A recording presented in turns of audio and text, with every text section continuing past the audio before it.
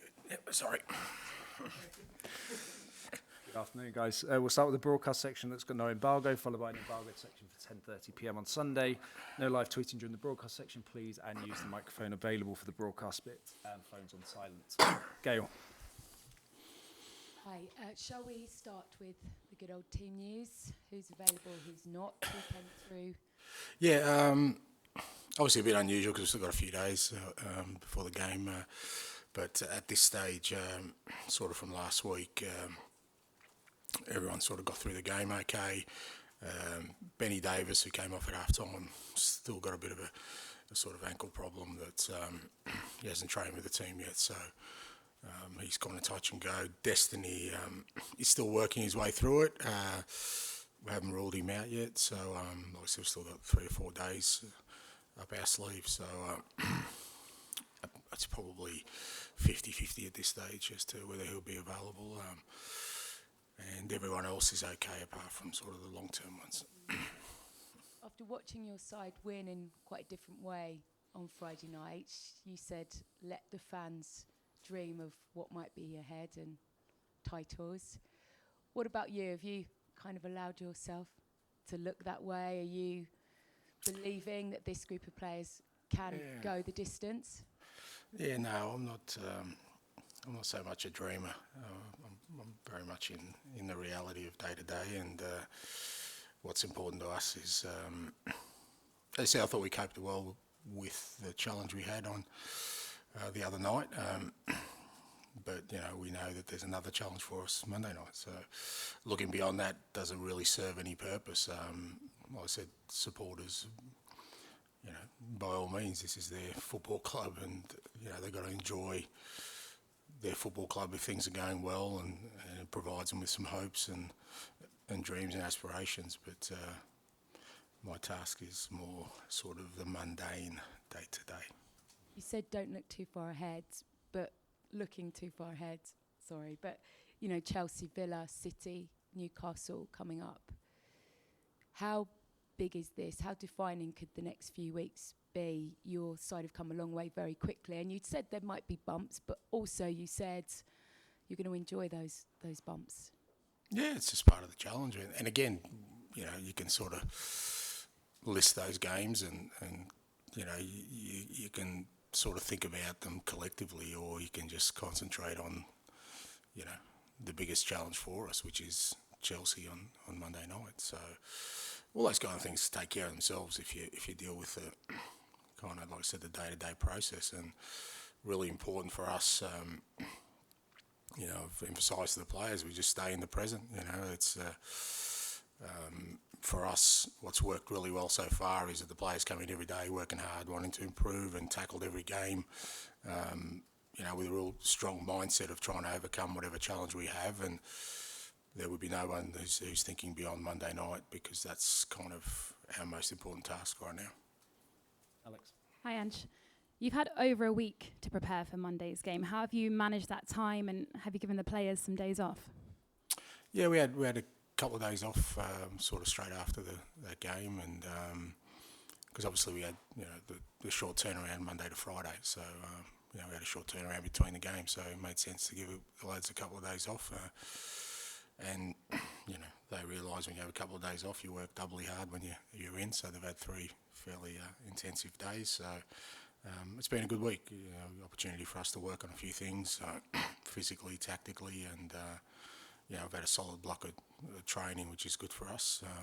We want to sort of try and compensate for the fact that we don't have a game.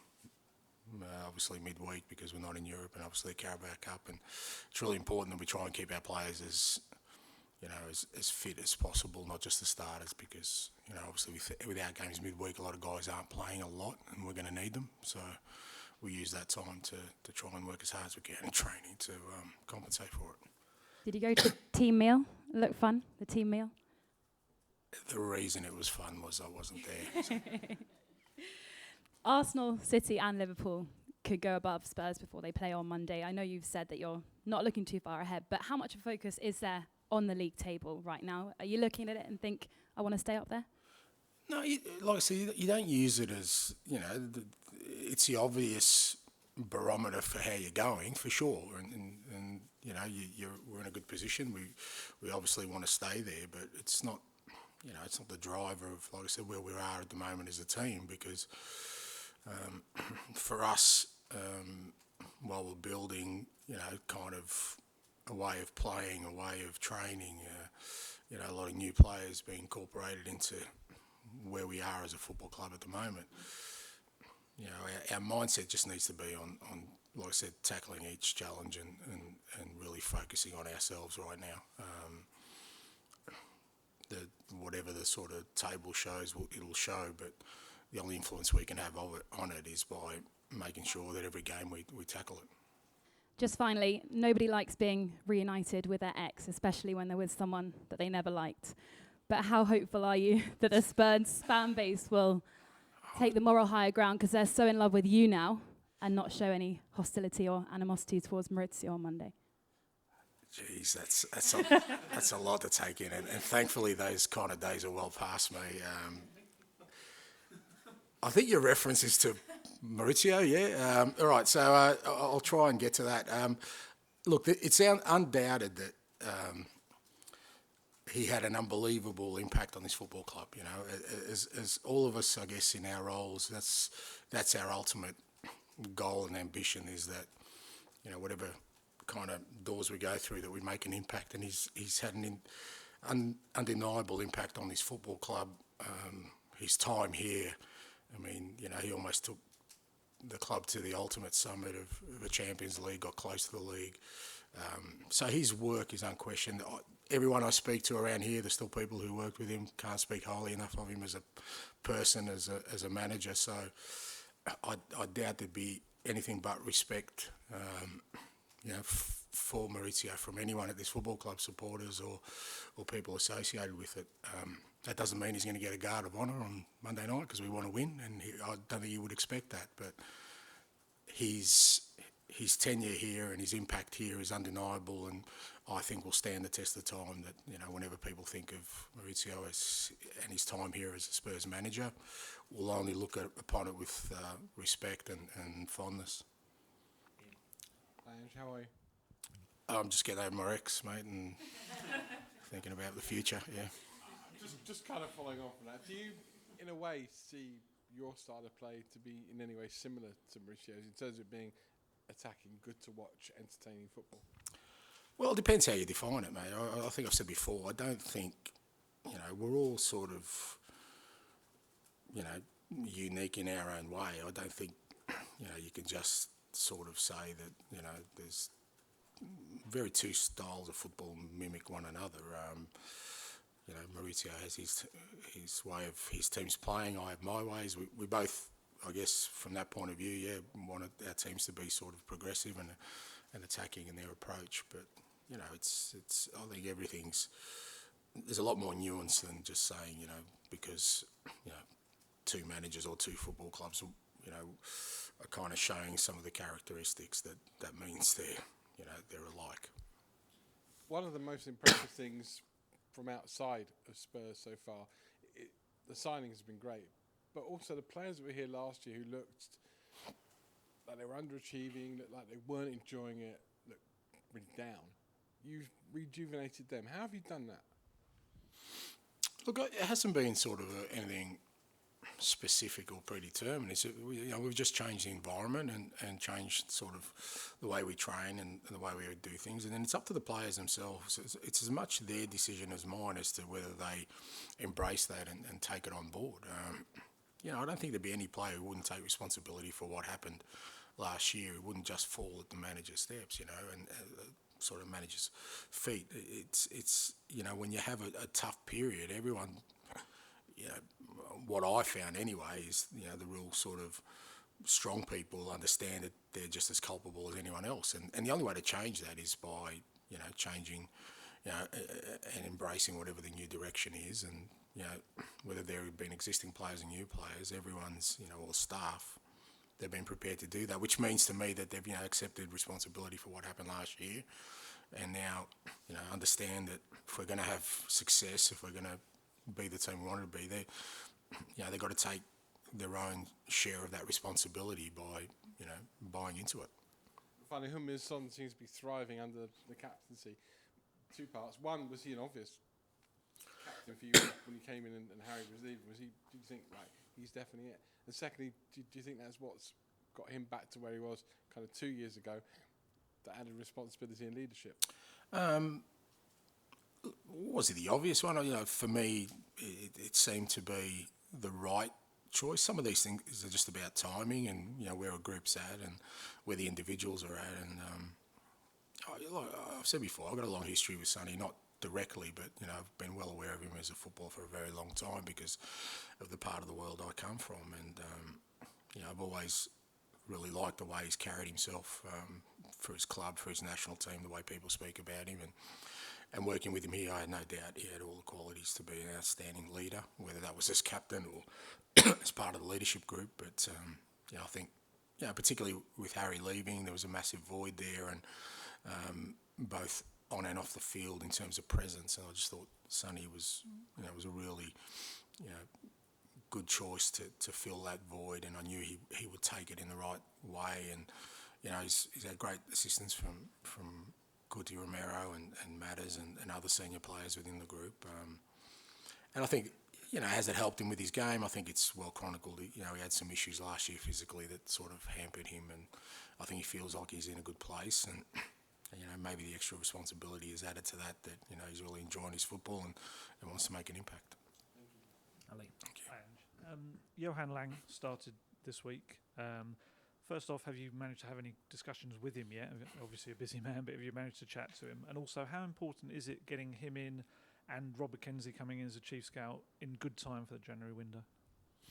Yeah, look, I've caught up with Johan, nothing too sort of formal. I don't have the attention span for long meetings, mate, so it tends to be just casual chats with people. I think it's the best way to get my sort of point across if I need to say anything. So he's, look, the good thing is he's in the building now, so he's interacting with all the right people. The bit with me is kind of the easy bit. It's about setting up the procedures and the structures to make sure he gets the department working, the way he wants to get the right outcomes. As you said, Rob joining as well will help that. And it is important they come in now. Obviously, the January window, like for every club, is an important one. And my view on kind of that one, the January one, is if you can get your business done early in the window, it's certainly more helpful because you leave it till the end of January, and sometimes what you're trying to gain, you've kind of missed that opportunity by waiting a whole month. But that's sometimes out of your control. So having him in is good, and I'm sure we'll have a lot of discussions between now and then,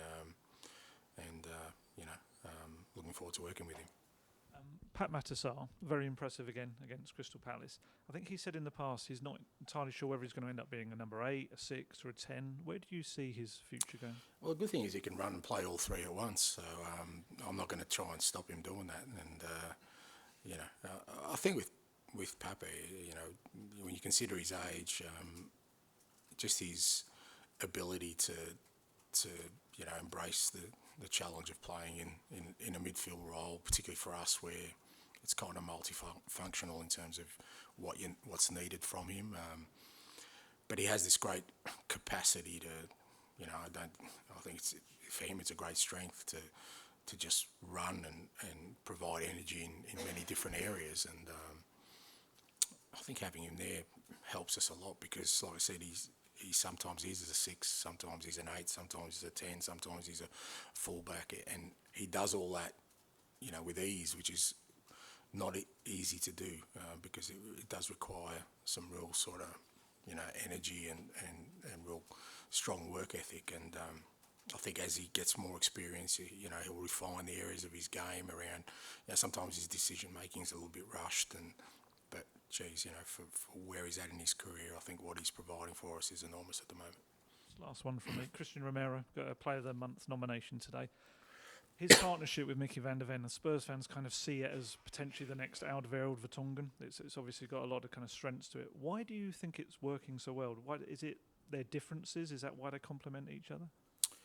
No, I just think, again, it's down to the players themselves. I'm sure was disappointed with the way his club football went last year, but he also ended up winning the World Cup. And look, since I've been in, I just think he's an outstanding defender. He's a real strong personality. He's got a really, winner's mindset in everything he does. And, for us, it's, as I said before, I think there's great growth in our front third, but the way sort of our defensive side of the game's come together, when you consider, Vicario just joined the club, Mickey's just joined the club, Destiny's just come across his first year, and Pedro, it's his second year, but probably first year playing us in that position. I think the one sort of constant and the rock in that has been Romero. He's with the way he's just taken on that responsibility of guiding these other guys around him, so that they look assured, and I think they feel, security having him beside them. I think he's a big part of why we've done so well defensively, and again, there's more to come from him. He wants to improve. He works hard every day, and you need. Like I said, he's a winner, so and I can see that in him with the way he trains, the way he plays, and that helps from a cultural perspective as well. James, and then finish with Charlie, please. Hi, Ange. It's just on Chelsea. They've spent £1 billion in 18 months. They've signed a lot of players on very long-term contracts, most of whom came in before the current manager, and now he's got to try and mould that into a team. I just wondered what you made of that as a sort of managerial challenge, that whole picture over the last sort of 18 months. Yeah, look, I'm reticent to comment on those kind of things, because what I know is that, you don't really know what challenges exist until you're in it. So even here, people can assume what kind of challenges I had coming in, but it's probably not a tenth of kind of what we had to sort of do, or what I felt needed to change to happen. And, whether that's Maurizio or any other manager, I guess, you don't really know what they're having to deal with to get to the end point. But, at the same time, while, others may look at it and say, that's a real difficult one, there'd be managers saying, I wish I had $1 billion to spend and waste, because there's always, what people sometimes see as an advantage is not necessarily the case. What others see as a disadvantage is not always the case. And it's, that's the challenge for all us managers. I really think we're all in our own unique space that no one can really understand, because none of us can really disclose all the information, because that's the way organisations work. So what I have to deal with and what Maurizio has to deal with are probably very, very different. But in essence, what we're trying to do is the same thing: is build a team that hopefully, we believe can bring success. You look at Maurizio's track record, and I've got no doubt that he'll get Chelsea on the right path. I've got no doubt about that. But how he goes about that, he knows better than anyone else. Do you like $1 billion to spend? Not necessarily, because I've always said that it's I've never felt it's about just spending money. I think that's been proven time and time again. You look, if you get it all right, then you've got a pretty strong case. But there's always a limit to every team, right? So you can't have 24 world-class players. That will never work. It doesn't work. It's been proven. It's about having a squad that's balanced, guys that are committed to a cause, guys who maybe, aren't going to play every game, but every time they play are going to make a huge impact for you because they buy into what you're trying to build. So, just spending endless money to get the best players is, it's been proven time and time again, is not the answer. What the answer is to get the right chemistry in your team, in your squad, to have 24 players committed to one cause. And I don't think you can do that if you just get the 24 best players in the world. I just don't think that's a headache I definitely don't want. James, can you pass the mic down towards Charlie, please? Thanks. Sorry, just another one on Maurizio. I just wondered, when you took the job this summer, how conscious you were of how much he's kind of loomed over the club the last 4 years, and the fact that none of his successors really got fans to kind of forget about him, and it feels like finally you've done that. So I wondered if his name came up in conversations, or something you were aware of. You hear the question about the X's, mate. You don't worry about that. No, I don't. It's not like I've always gone to every job just, I think I've said before, when you do take on a challenge, there's a million opinions that people give you, internally, externally, about what needs to happen, or what it was like, and, how great it was or how bad it was. And I never put too much stock in it, I'll always kind of make up my own mind about sort of what I think an environment needs. So I don't need to sort of, it was what it was with Mauricio, or, in recent years with the other managers. And like I said, if you're looking for one thing that, was at fault of one person, I never think that's the case. It's always a multitude of factors. And, from my perspective, what I wanted to do when I started here was, as I've done everywhere else, was try and create a team in the image of the way I want us to play, and kind of the past. I think if you chain yourself to that, then, as I keep saying, you can't make meaningful change if you kind of go in with those kind of preconceived ideas. Have you ever given thought about going back to a previous club or the national team, and sort of the pros and cons of doing that? No. Look, knowing my nature, it's unlikely. God, we're getting something. Once they're X's, mate. So you've messed with my head now. I'm thinking about that all the time. I feel like, whenever I've left, I've kind of, for the most part, I've left on the back of success, and I like to leave that memory sort of as it is. I just don't think there's any real purpose. I wouldn't see myself going back anywhere where I've been, but, who knows. And just lastly, you talked last week about how the fact that one thing that hadn't quite clicked yet was in the attacking sense.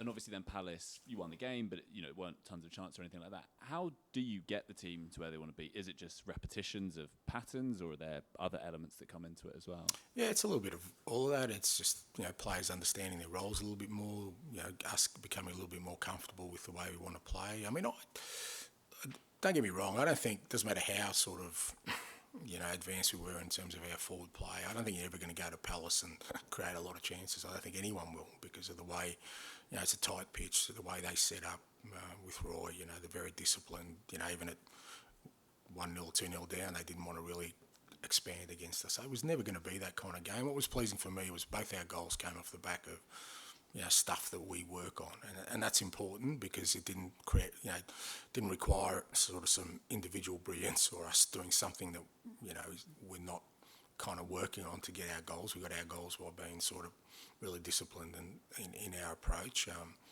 But like I said, I think when I look at at the start we've had, I still think there's so much more upside in our front third play. But all these things, they're all pieces in the puzzle, and they all fall at different times. We'll just continually work on it, and I'm sure it's areas we'll improve in.